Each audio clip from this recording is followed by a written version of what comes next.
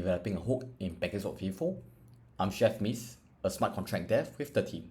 If you missed the talk on PancakeSwap V4 earlier, it's recommended go through the developer docs. You can find them under ETHGlobal hackathon resources. With that, let's get started. PancakeSwap V4 has a 3-layered architecture. On the left is the accounting layer, which has a contract called vault.so, where all the tokens across all the pools are stored in a single contract. Whereby V3, because each pool has its own separate pool contracts, each pool contract stores its own tokens.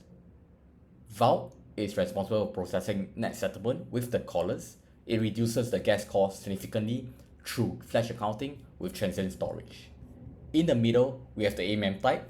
In V3, we only have the concentrated liquidity AMM type, and it wasn't possible to extend V3 with new AMM type. So in V4, we made a choice to make it extendable. If there's a new AMM type, it's now possible to develop a new pool managers based on that type and add it in V4 without protocol re-implementations. PancakeSwap V4 will be launched with two AMM type, one being the concentrated liquidity and the other being the liquidity book, or known as the bean pool. We'll go through the difference of these two pool types in the next slide. On the right is the hook layer. This is where we'll focus on today.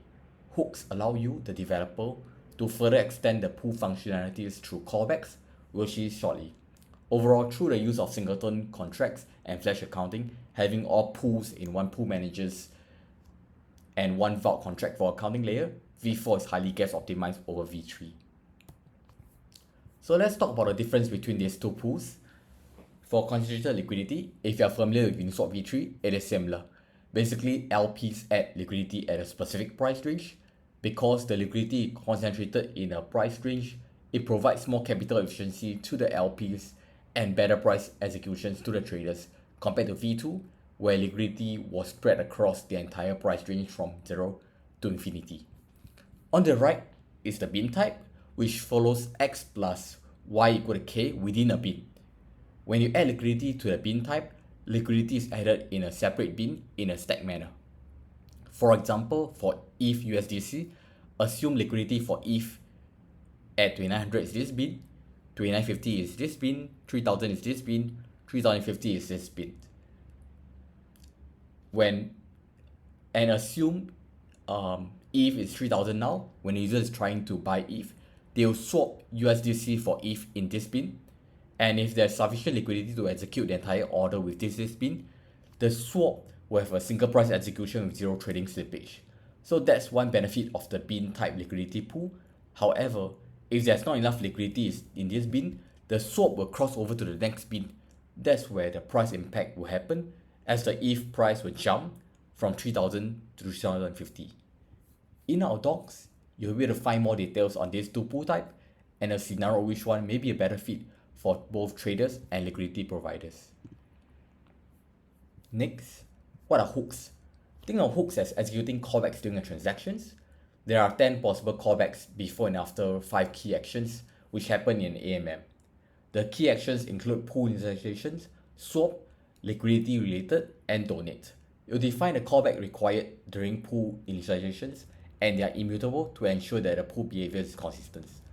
For example, if you define a pool with before swap callbacks only, you can't add after swap callbacks down the road.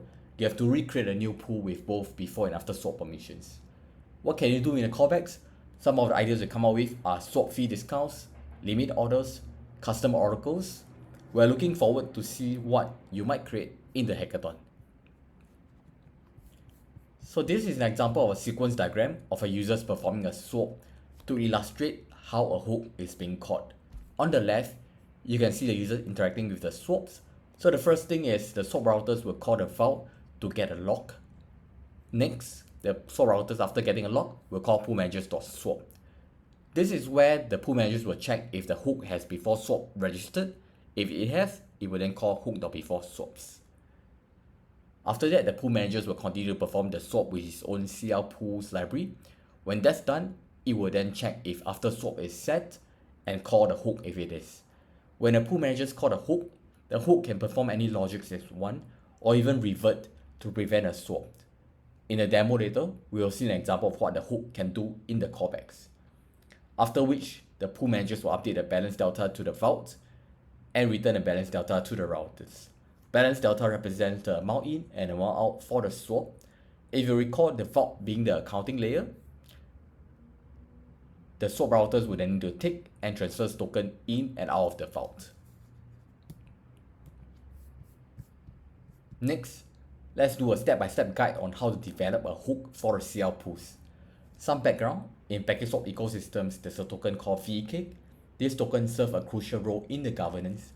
Users can use VCake to vote, and they get VCake by locking cake. So in our example hooks, if the users hold VCake, we want to give them an advantage in the first hour, which is 0% swap fee, and bonus 5% token 1 when they do an exact in token 0 for token 1. Alright, let's start with some theory first before the implementations. To implement 0% swap fee, we have to first store the default swap fee. One of the ways to do this is when a pool is being initialized, we include the default swap fee in the hook data. This hook data will then flow to the after initialized callback where the hook can decode to get a swap fee and store in the hook. So once the swap fee is being stored, the pool managers can call hook.beforeSwap. So now we stored the swap fee for the pool. Whenever a swap happens, pool managers will first call hook.beforeSwapped. And in before swaps, there are 3 return value expected. One is the byte4 selectors, which is the before swap selectors for pool managers to know it's fine. Next, we have the before swap delta. This is where hooks can take a fee or give token from either token in or token out. However, in our case, as we want to give 5% more token out, but the users only specify the number of token in, at this stage, we do not know the number of token out. So we can't make use of before swap deltas to give 5% more token out. However, if we want to give a specified number such as 500 more token out, then before swap delta can potentially be used. Third, return value LP fee override. This is where we'll use to override the swap fee to 0% if the users is VCake holders.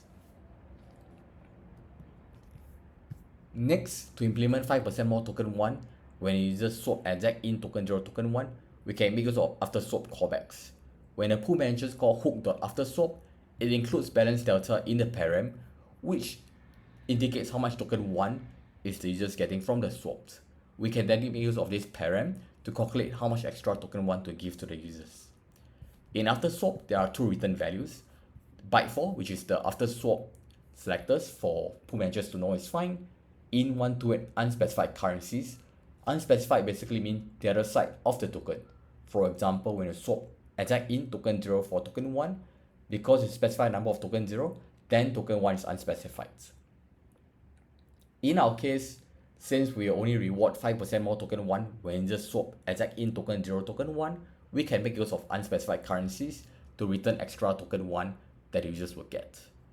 Lastly, before we return the value, the hook needs to transfer 5% token 1 to the vault so that the accounting in vault is netted as the users will take that 5%. So that's the general idea.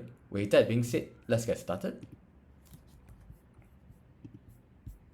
So first, you want to come to this hook template repository, click use this template. So you'll create a new repository with this template. After that, you clone install Foundry as a prerequisite, and then you run forge install and forge test to verify everything is running. So on my local setup, I have already done all the above. So if everything is working when you run forge test, you should see these 4 tests passing. If that's happened, that means everything is fine. So let's go through the code in this repository. We'll focus more on the source and the test folders.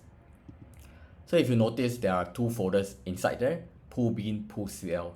So this really depends on the hooks you're developing for. If you're developing a hook for the bean type, you go to the pool bean folders. If you're developing a hook for the CL types, you'll come to the pool CL folders. Since this workshop is about concentrated liquidity hooks, let's focus on the pool CL folders. Let's start with the base hooks. Base hook is basically a contract which you'll inherit for your hooks. It contains all the helper methods you need, as well as the callback methods you need to override if you're using these callbacks. For example, you can see all the before, after related callbacks. Next, counter hooks is basically an example we created. It's a simple hooks that counts the number of time a hook callbacks is being caught. So over here, because we want to keep track of how many times the callback is being called, we create a mapping. And next, this method getHook registration B map is a method that you must implement to define what kind of callbacks you need. In this case, because we only need before and after liquidity and before and after swap, we'll set those as true. The others we set as false. And then finally, for each callback that you need to implement the method. So we have 4 callbacks, we have 4 methods over here. And the implementation is straightforward. We just simply add the mapping plus plus. So that's counter hooks. Let's move on to the test.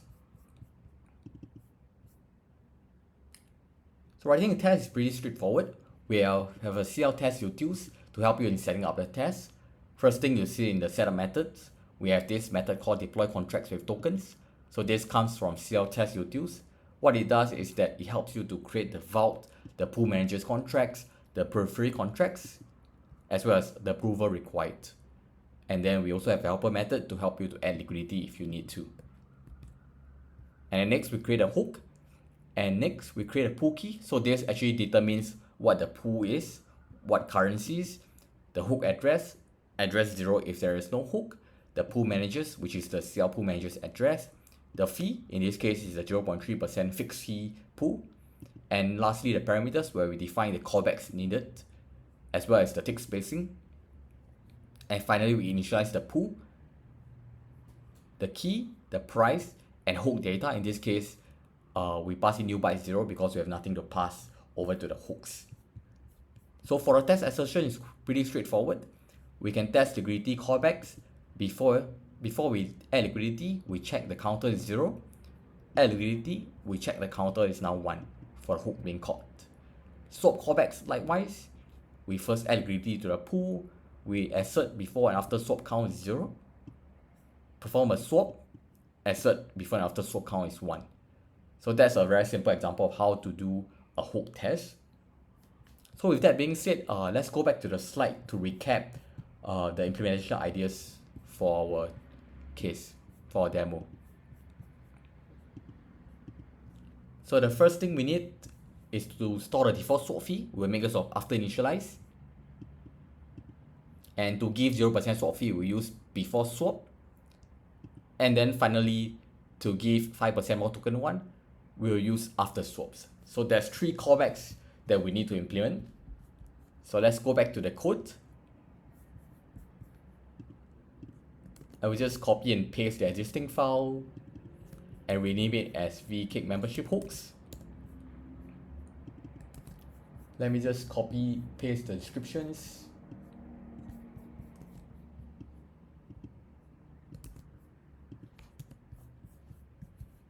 We don't need the mapping because we're not tracking the number of counts, so I'll delete that as well. We'll keep the constructors. For this permission, we need to update accordingly. So we need after initialize. We don't need before and after liquidity. So it's set as false. We need a before and after swaps. So there's also one more permission that we need, which is the after swap return delta. This is because we are modifying the deltas in after swaps. So you notice, you will see later on how we actually modify the deltas. So let's remove the before and after liquidity callbacks. Let's add in the after initialize.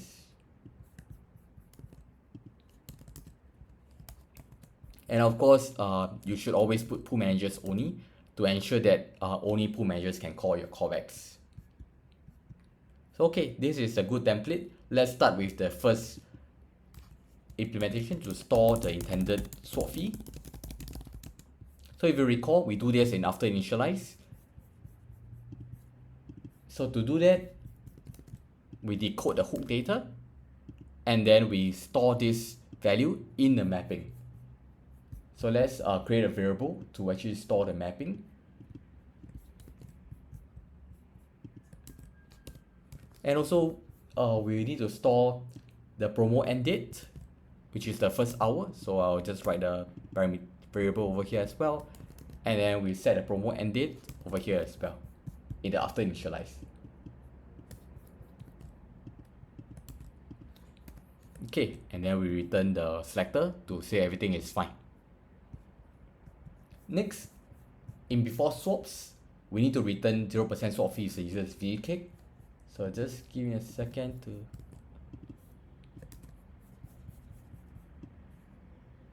So the first thing we do is, if the timestamp is after the promo end date, we return early.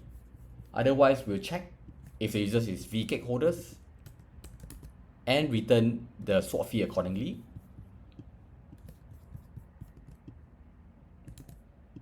So if you notice, why do we have this extra attribute LP fee libraries? It's because if you recall, our pool is a dynamic fee. So we are trying to override the swap fee. So we need to pass in this flag as well to indicate that we are updating the swap fee. And lastly, in the after swap is where we give extra 5% tokens to the users. So we can first also return early if the promo has ended. And then we'll check the parameters in there to see if we need to give the 5% more token. So first we check if it's swap 0 for 1, and then whether amount specified is less than 0, which actually implies token in, and whether users has VK. So if all these conditions are fulfilled, we can then calculate how much extra token to give to users from delta.amount1, which is token 1. And then remember, we said we need to pass the tokens to the vault. We'll call key.currency1.settle and then return the selectors. Okay, so let me just format the code a bit. And if you recall, we mentioned about vcake. So we also need to store the vcake address in the constructors. So let me just add in that.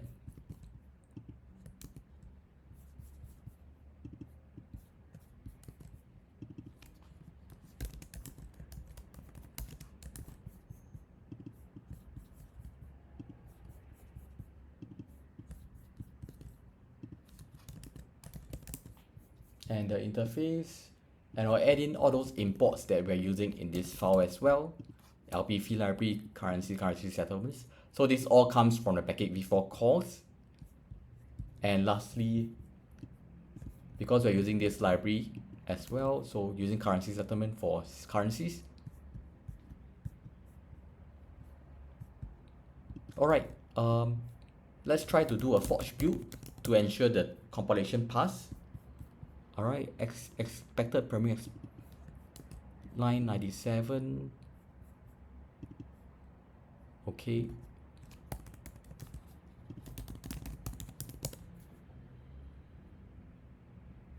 Okay, it looks like compilation is passing. So let's get started on writing the test. So I can just copy and paste this test, rename it to vcake membership test.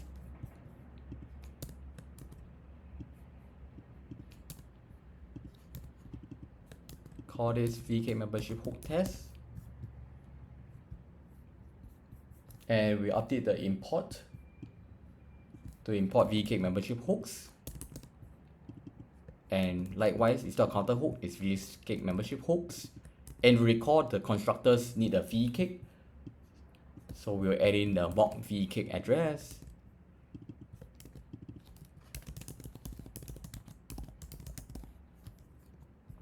Alright, and next the pool key.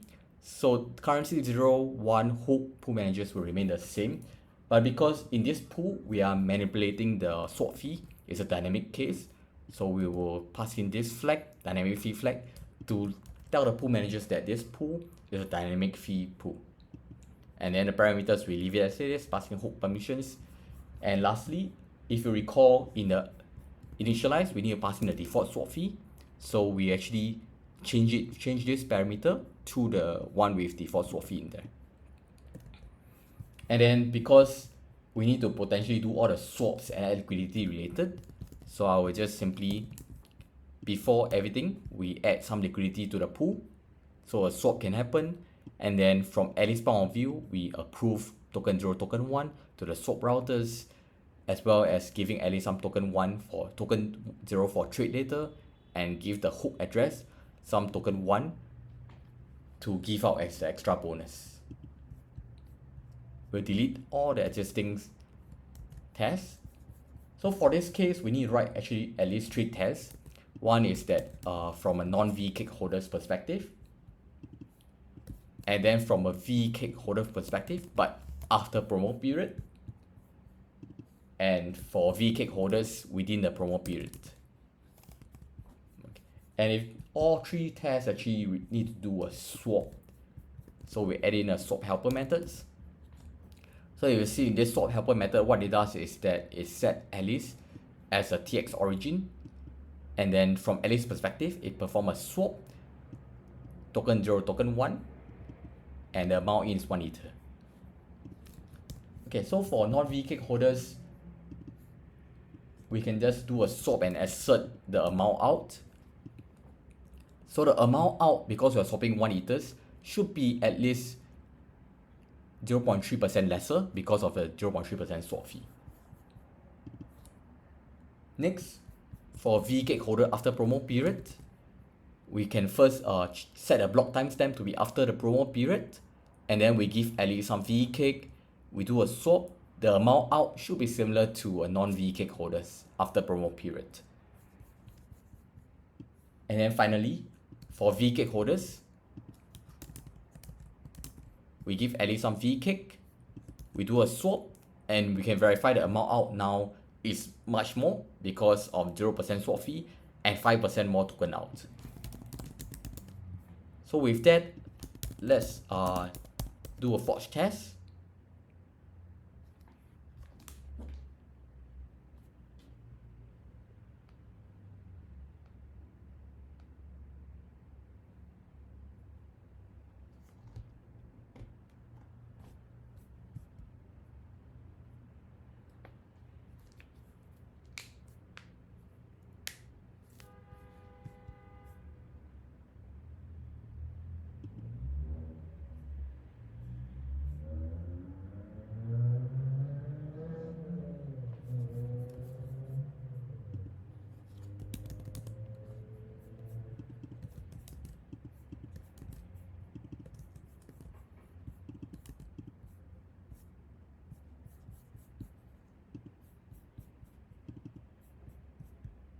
Okay, if everything's working fine, this is what you get, the 3 tests passing.